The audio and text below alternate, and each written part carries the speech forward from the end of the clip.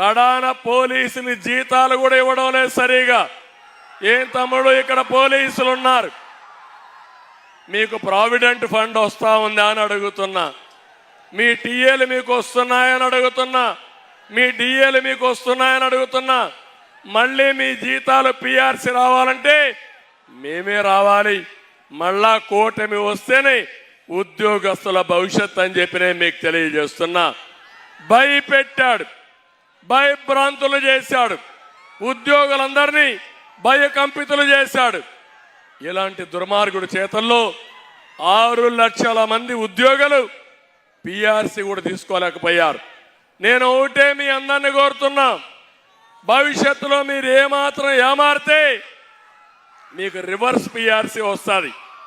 మీ జీతాలు పెంచడానికి కాదు పిఆర్సీ, వచ్చే జీతాల నుంచి ఏ విధంగా తగ్గించాలనో ఆలోచించే దుర్మార్గుడు ఈ అహంకారి సైకో జగన్మోహన్ రెడ్డి. నేను ఒకే ఒక విషయం మీ అందరికీ, నార్త్ కొరియాలో కిమ్ ఉన్నాడు, ఆయన సోదరుడు ఈ యొక్క జిమ్ జగన్మోహన్ రెడ్డి.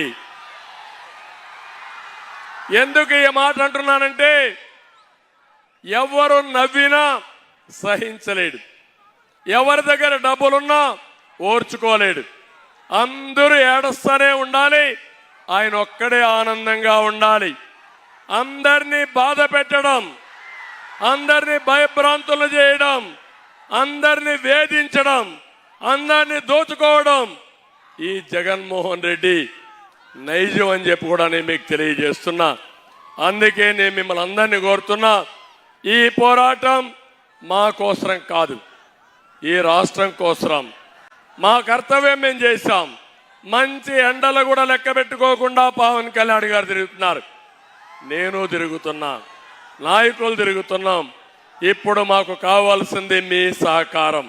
సహకరిస్తామని మీరందరూ కూడా ఒక సంకల్పం చేయాల్సిన అవసరం ఉంది.